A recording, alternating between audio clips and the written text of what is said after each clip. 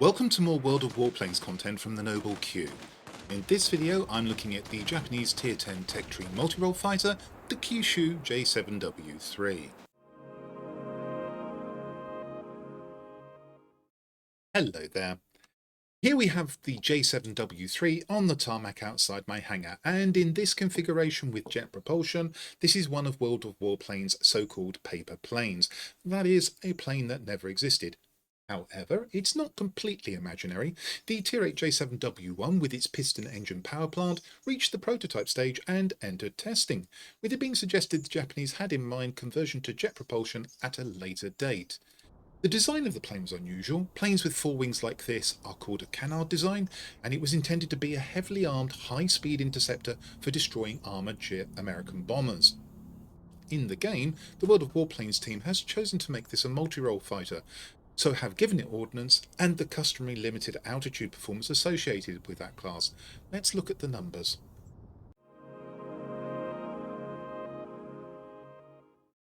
Here's a spreadsheet showing the base characteristics of all the Tier 10 multi-role fighters, and there are 6 of them, with the J7W3's figures being in columns C and D. If you don't know how this spreadsheet works, there's a link in the description below to a video that will explain what's going on here. Have a look at that and then come back. In these comparisons, note that the planes are all in stock configuration, ordnance is mounted, but the equipment has been stripped off and the pilot has been sent back to the barracks. Starting with the armament, the J7W3 carries 4 30mm cannons. These are mounted on the cowling, and you can see that the rating and the cumulative DPS are second best in class. Only the Hawker Hunter hits harder than this plane. Looking at the detail, the optimum range of the weapons is on the low side at 2100 feet. All the cannon-equipped planes in this comparison have a greater range, and only the Thunderstreak's machine guns have a similar short range. The auto-aim angle, the amount by which you can be off target and the game corrects your aim for you so that you still hit it, is a reasonable 2.5 degrees. 3 would have been nicer, but this isn't bad and compares well with the other planes. Only the BVP-215's 20mm cannons have a better auto-aim angle, and being machine guns, the Thunderstreak's weapons have a more generous 4.5 degrees, but that offsets a typically worse dispersion angle. Talking of dispersion angle, the way that the shells spread out from the muzzle of the gun, the value of 0.6 degrees for the J7W3 is standard, though it's actually worse than the other planes here. The overheat time at 4 seconds is a bit short. You will have to manage these guns carefully, though it's in line with the other cannons that aren't for sniping here. Unfortunately, the shell velocity is poor. You'll have to give a lot of lead when aiming at banking aircraft, and has a value 1168 feet per second, more in keeping with the Thunderstreak's machine guns. Finally, there's no rear gunner, which is usual for multi-roles, but unusually, the BVP-215 has defensive armament. Turning to ordnance, in theory the J7W3 has the worst in class with this rating of 8. It can carry a pair of 250kg bombs which, with the demolition expert skill on the pilot, reliably destroy gun emplacements. Looking at the other planes, the Hunter and the Thunderstreak have large payloads capable of flipping any sector. The Cutlass has 4 good bombs, and even the I-215's pair of bombs are superior to those of the J7W3. Technically, only the BVP-215 with just 4 rockets intended for attacking ground targets has weaker ordnance, but of course it carries a significant number of air-to-air rockets, hence its higher rating. However, that is to ignore that the J7W3's guns are good at destroying unarmoured targets, unlike some guns, and they can be used effectively to supplement the damage to ground targets done by the ordnance. This makes the J7W3 capable of obtaining Gabreski medals, especially as the guns are also good at destroying even aircraft with large hit point pools, such as ground attack aircraft. Unfortunately, the reload for the bombs is 2 minutes, and as you'll see, you cannot mount equipment to modify that. When it comes to survivability, the J7W3 is not a robust plane. The hit points are at the lower end of the scale for Tier 10 multi-role fighters, the damage resistance figure is average at best, and in common with most Japanese planes, the fire resistance figure is low, and the aircraft is prone to catching fire.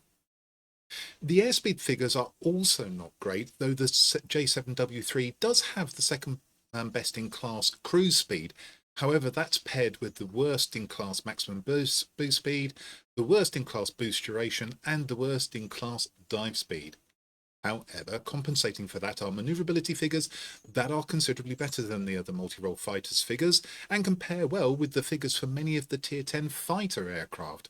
It doesn't roll so well, but the response to instructions to change direction is excellent. There's also a low stall speed that you may be able to take advantage of in some situations, causing aircraft to fly past you. Most of you will know that multirole fighters have relatively poor altitude performance, and the J7W3's figures are mostly worst in class, even compared to poor performing multirole fighters here. The climb rate is second worst in class. Finally, a piece of relatively good news, the thrust to weight ratio implies that the acceleration of the plane ought to be reasonable, though we know nothing about the drag coefficients it has. From experience, I would say it accelerates well enough without being startlingly quick to pick up speed. Having reviewed those figures, my approach is to maximise the J7W3's strengths, that is, the gun's damage output and the airframe's manoeuvrability, and use the plane as a low-level destroyer of other multi-role fighters and ground attack aircraft, also having the capability to give a nasty surprise to fighters such as the MEP-1101, whilst using a combination of bombs and guns to take down numerous ground targets. I'll show you in the next section how I realise those aims. Here we are with the J7W3 outside the hangar again. My aircraft is specialised, so I have all of the equipment and consumable slots available, but when you first get this aircraft you'll see the following. Regarding equipment, you have a cockpit slot, two airframe slots, one of which is locked, an engine slot and a forward-firing weapon slot. Note there is no slot for the ordnance, so you can't do things like cut the reload time or improve the aircraft's speed. It's a similar story with the consumables. You have the same slots as for the equipment, with one on the airframe being locked. If I were flying this plane stock, I wouldn't change my approach. I'd still concentrate on the damage output of the guns and the manoeuvrability of the plane. Let's put the plane into specialist configuration and look at what I've done. Now the plane is in specialist configuration, and you'll notice the little flashes on all of the equipment here. That denotes that the equipment is of the experimental type, which usually means that it's better equipment than the standard sort. I like the J7W3 enough to use a lot of experimental equipment, but if you haven't got it, don't worry. You should be able to achieve 97 or 98% of what I have achieved with the plane with standard equipment.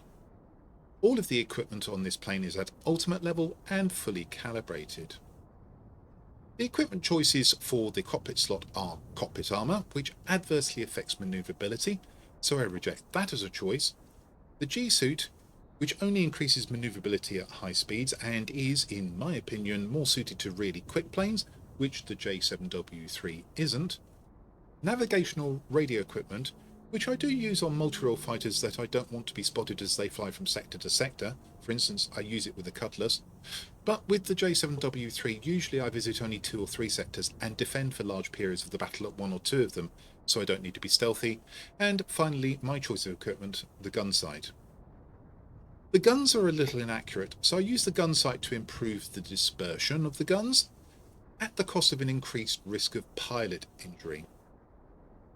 This being experimental equipment, the bonus characteristics are different from standard equipment. I can't further reduce the dispersion of the guns here, but I can use 2 characteristics to improve the auto-aim angle, which sorely needs it. I also increase the chance of crippling targets so that I can gain the upper hand in a dogfight. If I were to make any changes to the bonus characteristics, I drop one of the accuracy characteristics, the 3% one here, in favour of adding in another one to increase yet further the chances of inflicting critical damage. Looking at the airframe and engine, you can see that the build is strongly biased towards manoeuvrability, with a lightweight wing frame and a lightweight power unit taking 2 of the 3 slots.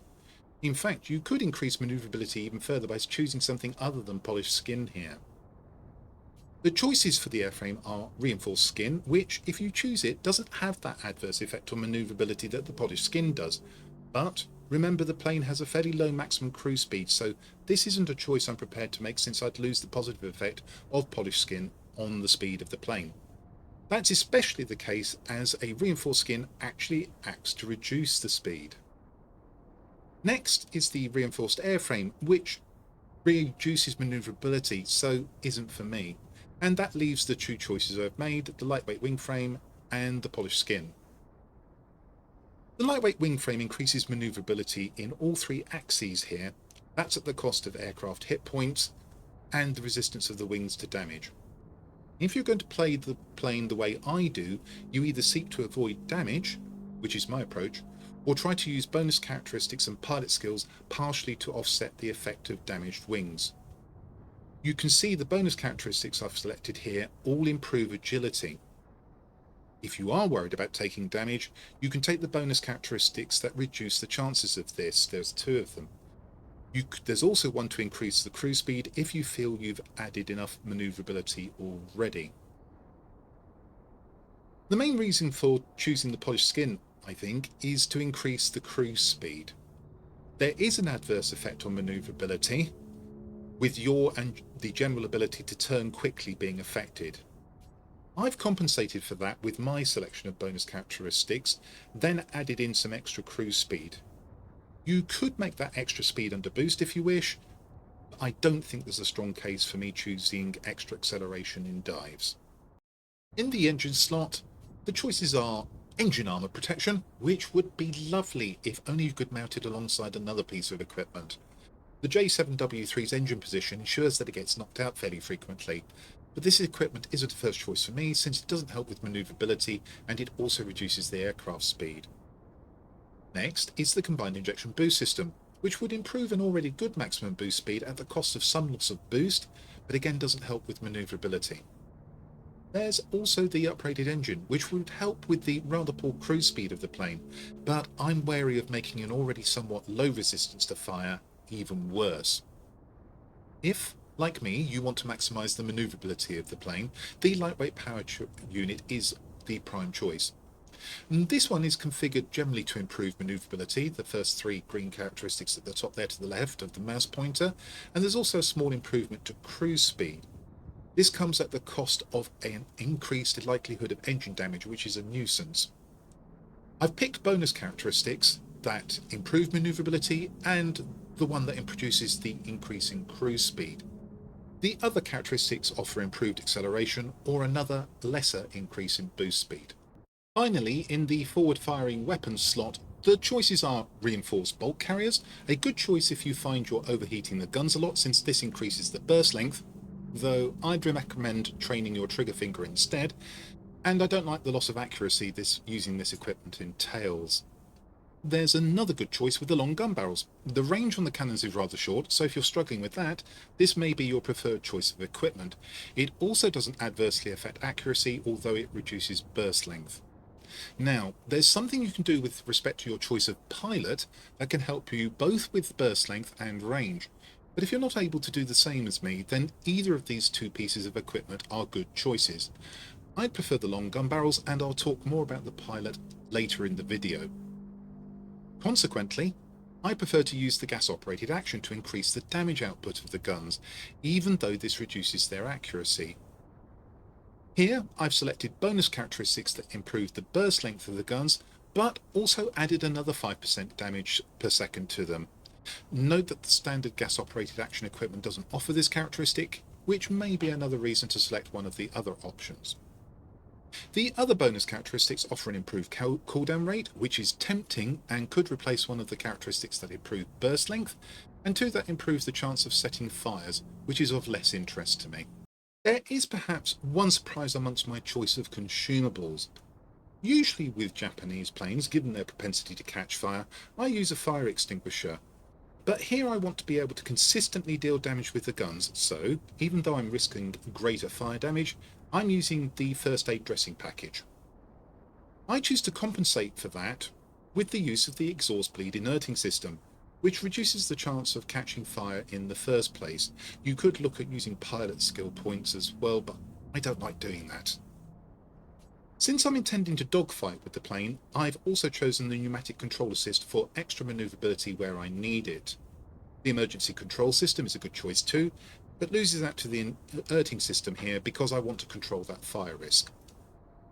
It would be no surprise that I've mounted engine cooling for extra boost if I'm chasing down fleeing heavies, for example. It's my opinion that the engine restart bottle isn't so useful in a plane that will be dogfighting a lot, since you can drop the nose and keep your speed up whilst waiting for the engine to come back. I tend to use the improved mixture control on fast planes, which the J7W3 is not. Finally, I mount universal ammunition. You can mount gold ammunition if you wish, in which case you most likely know what the different types do and which you want to choose. Now it's time to look at pilot skills.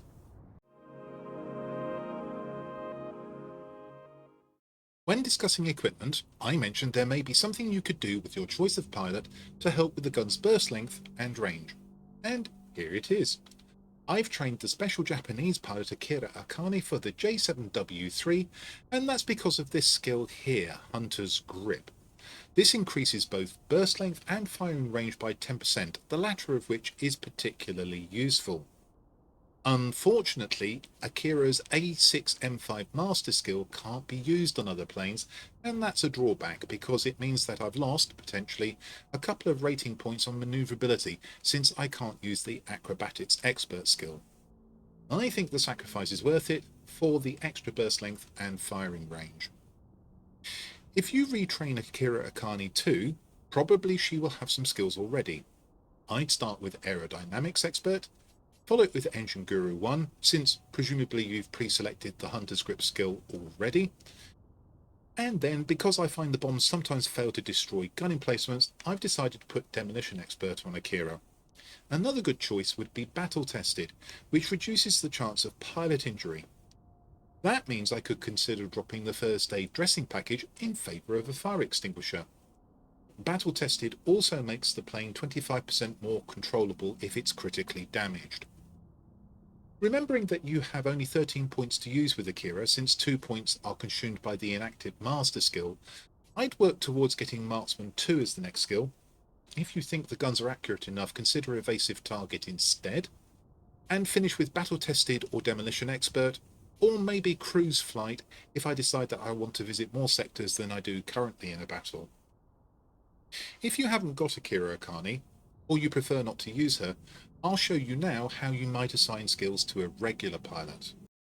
Here's a regular pilot for the J7W3, and in fact the way I'd approach adding skills to him isn't that different from the way I'd add skills to Akira Akane.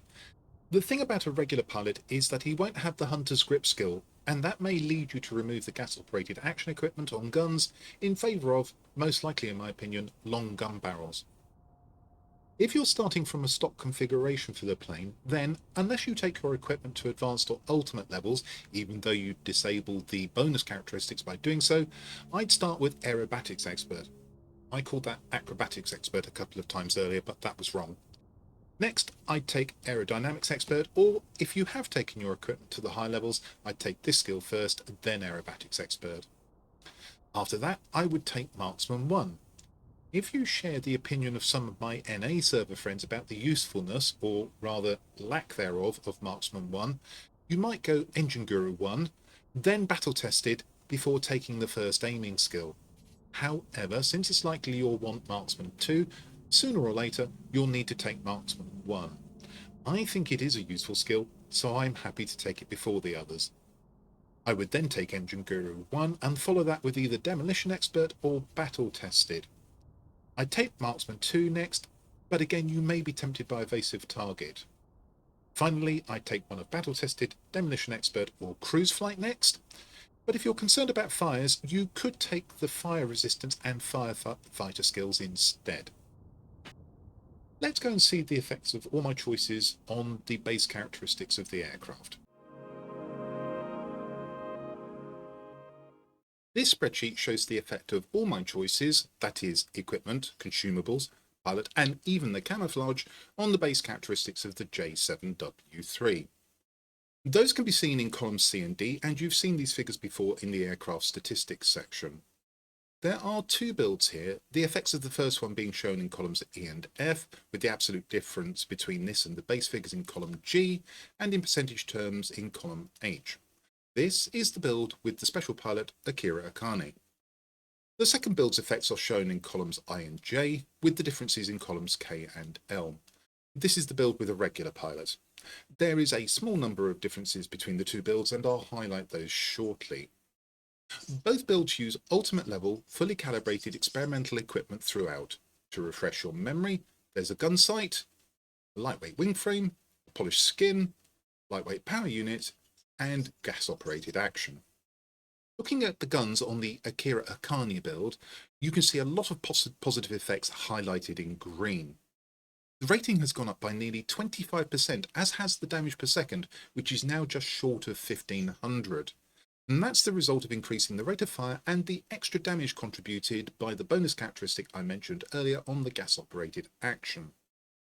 The firing range has gone up by 10% through the use of Akira, and that's an important improvement in my opinion.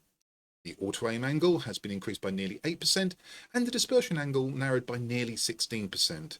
Finally, there's a useful improvement in the overheat time of more than 0.8 seconds.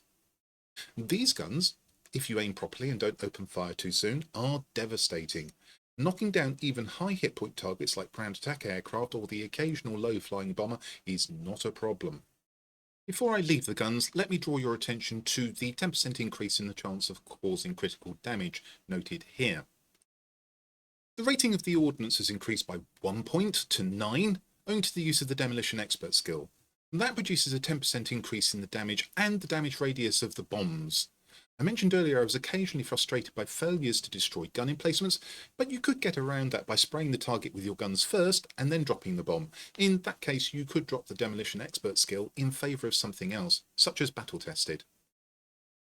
There are adverse effects on survivability, but I'll start with the good news. I've managed to increase the fire resistance of the plane by 20%, a welcome achievement. However, I've lost over 5% of the plane's hit points and a couple of points of general damage resistance, which is the price of using a lightweight wing frame. There are some other effects, the first three here coming from the use of seasonal camouflages, which I've applied to the plane, but I've also lost nearly 10% of the wing's ability to resist critical damage, and similarly, the engine's ability to resist damage. The pilot is also more than 15% more likely to be injured. Try not to get shot when using a build like this. Though the build is mainly aimed at improving manoeuvrability, there are some effects on the speed. The rating has increased by 6 points, which is largely due to the 53 mph increase in the cruise speed. Remember, the plane has the worst base cruise speed of any Tier 10 multirole fighter, so that's useful. There are also some improvements in acceleration effects that you can see here. The manoeuvrability rating has gone up by more than 20%, with the average turn time for a full 360-degree circle decreased by nearly 12%, and the rather slow roll rate improved by nearly 24%. There's an improvement of nearly 17% in the yaw manoeuvrability that you can see here too. With this build, I can outturn most of the Tier 9 and 10 fighters, particularly the common MEP1101. However, I cannot outturn the Yak-19 and Yak-30, nor the Ki 1621 and 3, and a specialised Sabre is likely to outmaneuver this plane too. Still, that's a relatively small number of planes, and everything else, if it enters a turn fight with my J7W3, is likely to lose. There's a small increase in the climb rate, but you won't notice it. As a reminder, the pilot is Akira Akane, and her skills are Aerodynamics Expert, Engine Guru 1, the special skill Hunter's Grip, and Demolition Expert. Finally, I wouldn't choose to demount the bombs myself, but if you do, the speed rating will go up to 73, the cruise speed to 364 miles an hour, and the maximum boost speed to 559 miles an hour. Before I take you through the differences when I put a regular pilot in the J7W3, be aware that I have just corrected the speed figures for the second build. In short, they're the same as the first build and not the greater figures on display in the video before this point. There are still lots of positive effects on the guns, but importantly in my opinion, I've lost the extra firing range using Akira Akane gives me. That's back to 2100 feet. On the plus side, there's a further tightening of the dispersion angle, making the guns even more accurate. It's now nearly 20% compared to the first build's 16% or thereabouts, but I've also lost 0.4 seconds of burst length. It's still 10% better than the base figure though. The other differences relate to manoeuvrability. The aircraft is now even more nimble, with an average turning circle of less than 9 seconds, nearly 140 degrees on the roll rate, and the yaw manoeuvrability is nearly 19%. You'll still have to watch out for the same fighters I mentioned earlier, but nearly everything else is likely to lose a turn fight with you if you know how to make good turns. The regular pilot skills here are Aerobatics Expert, which is what's giving the improvement in agility over the first build, where it cannot be applied, Aerodynamics Expert, Engine Guru 1, Marksman 1, which replaces the special Hunter's grip skill, and that's why the firing range of the weapons has come down, and Demolition Expert.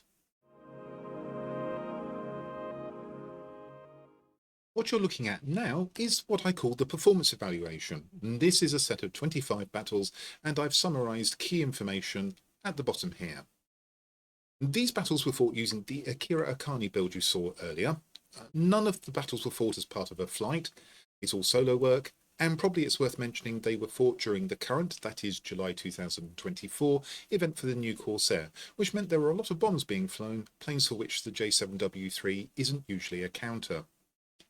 Some of the key points from this set of data are a 72% win rate, which is above my average across all planes of a little above 65%, and given how many bombers I flew against, I think that's pretty good for a multi-role that won't often counter them.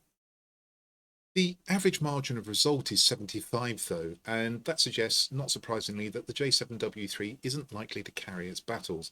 It will need the support of bombers and heavy players. It's quite tricky to earn chevrons in multi-roles, though this ought to be one of the better ones for doing so. So the average is only 2.6 chevrons per battle. I didn't earn any Hero of the Sky achievements, but you'll see one in the battle replay coming up later in the video. Average personal points of 12,333 is statistically significantly above my average across all planes of 10,515. Personal points don't necessarily indicate winning tactics in battles, but it does indicate that the plane is a powerful opponent since you get them largely for destroying enemy aircraft and ground targets. I averaged second place in these battles, assessed by chevrons, which for a plane that won't often carry battles is okay.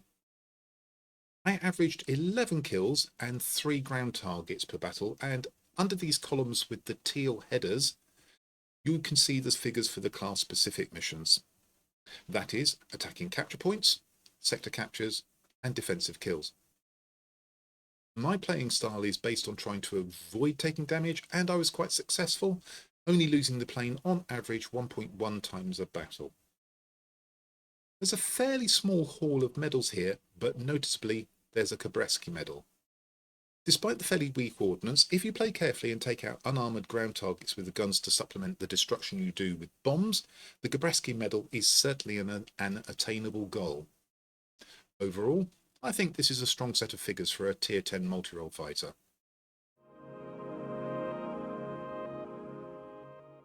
Now it's time to see how the J7W3 performs in battle, and the map for the battle is Northern Bridgehead. It's the Cold Skies variant with 4 sectors in the shape of an inverted Y or lambda, and what we have around a central forward airstrip are 2 command centres, 1 near each spawn, and these are the strategically important sectors because they release periodically bomber flights that will attempt to flip enemy sectors to your team.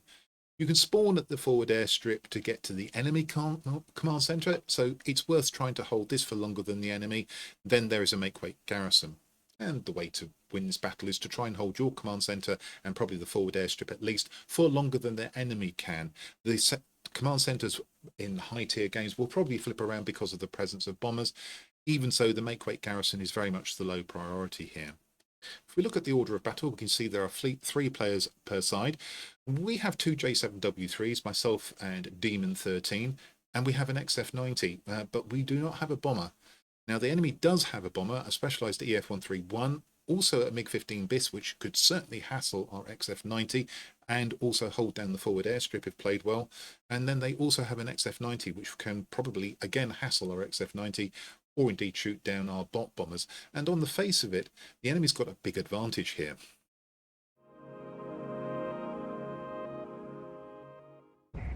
As we go into battle, I've chosen this one not because it's a high scoring battle, but because you get to see the aircraft do a little bit of everything that it's capable of.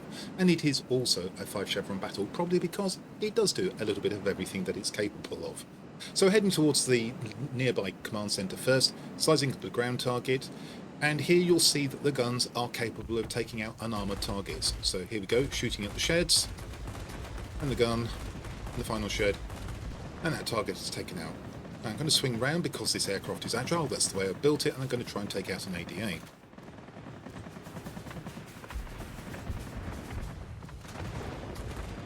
Clip it there as it manoeuvres, took off its wing, it's an easy kill. And now I'm going to try and take out a second ground target. Now, I do actually destroy it, but the base flips before I can register that in the game. So now we're looking around to see what's going on. We've already taken the airfield, a little bit to my surprise, which means that my next target, even though it's a low priority target sector, is the garrison. So we've still got one bomb. We can soften up if we want this gun emplacement that's coming up. That's exactly what we're going to do. A few shots into the bunkers just to weaken them slightly, just to make sure that this bomb, when it's dropped, will take out the entirety of the gun emplacement, as far as it's possible. And there we go, we've got that. Now, we haven't got any bombs, so we're either going to have to shoot ground targets or we can take out ADAs. So slicing up the Spitfire, and boom, gone, because of the high DPS of these guns. And then we've got this sector as well. Looking around to see if there are any threats from the enemy around. 7,000 feet to the nearest target, so we can proceed to the airfield, and then from there probably to the enemy command centre if we so wish. Or we can defend the airfield, because it's likely that the enemy will be attacking it. And we see the MiG, and he's relatively close, so even though he's a little bit higher than I would like, I'm going to try and get him. He's dogfighting, he's not noticed me, and that's death, because I was able to hit him with a lot of shots very quickly there. Swing around onto the tail of the bot hunter. Powerful aircraft, but nowhere near as manoeuvrable as this one. Shoot that down. Swing around for the next target. That gets destroyed. That was a Seahawk. So yeah, 19 in the distance. I'd like to take that out. Bot or no bot. It's the type of aircraft that could give me a great deal of trouble. And the other J7W3 finishes it off for me. Think about going for the bombers. And then I spot this multirole. Destroy that. The F-84B. Look around. Here's the MiG. And he hasn't come for me, luckily, because he was behind me. So now I get the advantage, set him on fire and then destroy him. Looking around to see what other targets there are. Now I don't want to lose the middle if I can, so we need to take out some of these bombers. My team is doing the same thing anyway. They've actually finished their bombing run and we've held on to the sector, but I may as well kill this bomber anyway. Take the damage, there we go. And there's just a slight pause here. Waiting for the enemy to regather itself and come and attack again. And we've lost a sector, which is the garrison. So I also need to think about possibly going off to take another sector. And that's when I spot the MiG again off to the right. And a multi-role that's threatening me, and that brings me closer to the MiG. Maneuver so I can try and get behind it. He's trying to shoot down another multi-role. And he is absolutely devastated by the guns when I manage to land them all at the same time. Now we're 3 sectors to 1 down at this point, so I do need to go off and try and help take another sector. We're going to attack the enemy command centre. And that's the value of having the forward airstrip, because you can get here more quickly. Take out a defence aircraft. Got bombs, but I need to watch out for the heavy that's coming after me.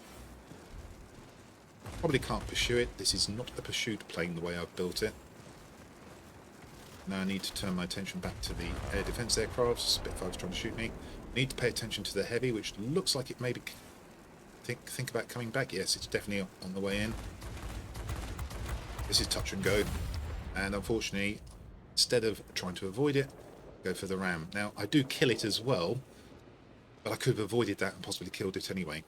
In the meantime, we're still with 2 sectors, but we're in danger of losing our command centre, so the game is on a bit of a knife edge, although we look like we're going to take their command centre. As we spawn back in at the airfield, we go looking for targets. The enemy's a little bit thin on the ground, so I look at the garrison, wondering if I should attack that, and then I spot the ground attacker. And as it happens, it's being attacked by the other J7W3. It doesn't quite finish it off, so I pinch the kill off him. My apologies, Demon 13, that was a bit naughty. I think about swinging around for the multi-roll, decide that there are plenty of aircraft to deal with it. I'd like to try and get this sector under our control. The gun's already out at this gun emplacement. I soften up the bunkers, drop a bomb, swing onto the tail of an air defence aircraft, finally destroy it after 3 or 4 volleys. Begin to look for another target. I could have gone for the one on the right, potentially, but I spot an opportunity for the one ahead of me. Take that out. Now I'm going to drop the other bomb on this target here, and if I'm successful, we should flip this sector. And that's exactly what happens, and we've got superiority. That is the Hero of the Sky badge already, and that's for doing all the things that you need to do with this plane. We should capture sectors, and also get defensive kills, as well as get attack and capture points. I'd love to track down this XF90, but he's a lot faster than me. It depends on whether he's going to swing back towards the target he's attacking. Possibly he saw me, possibly he decided to pick another target. It's just about within range, but I can't land any shells. Now he's going to get away from me easily. And there we go. A Winged Legend, 5 chevrons, and an example of everything that this plane can do.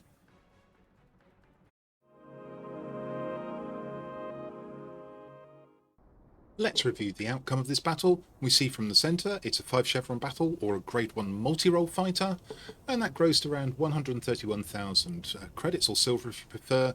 Around 44,000 of that came from a premium account bonus. Look in the message box, we can see that we spent 11,400 credits. That was for repair costs, lost the aircraft once. Around about 11,000 aircraft experience. The breakdown, as you can see here, 5,300 for the total XP, premium count bonus adding 2,650, just under 3,000 coming from other bonuses. 543 free experience, that's 410 base, 132 coming from the premium account bonus. A couple of tokens, these were for first medalers of the day. You can see them there, Winged Legend and Hero of the Sky.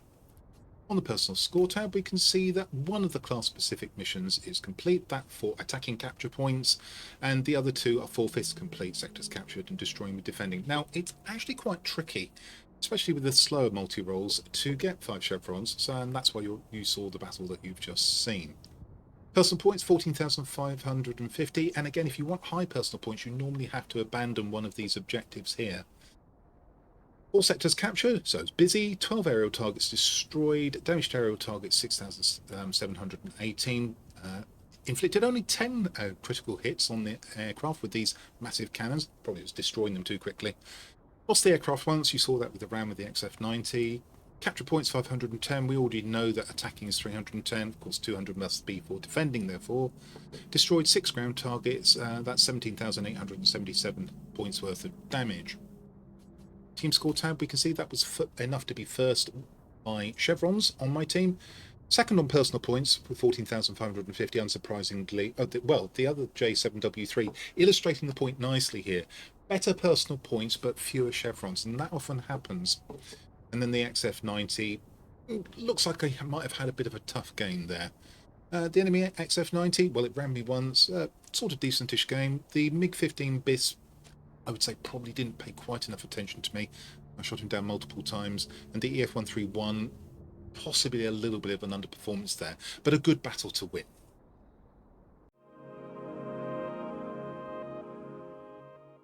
That brings me to the end of this review of the Kyushu J7W3. At Tier 10, many planes have had their ability to affect the outcomes of battles squeezed, at least on the EU server, by an overabundance of speed-capping bombers. Those in the multi-role fighter class are in a particularly difficult spot, as it's rare that they can play any part in countering those bombers directly.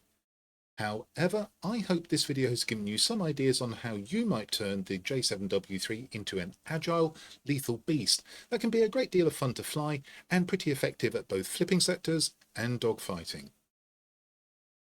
Well, I hope you found that useful, and that if you did, you'll come and see my future content.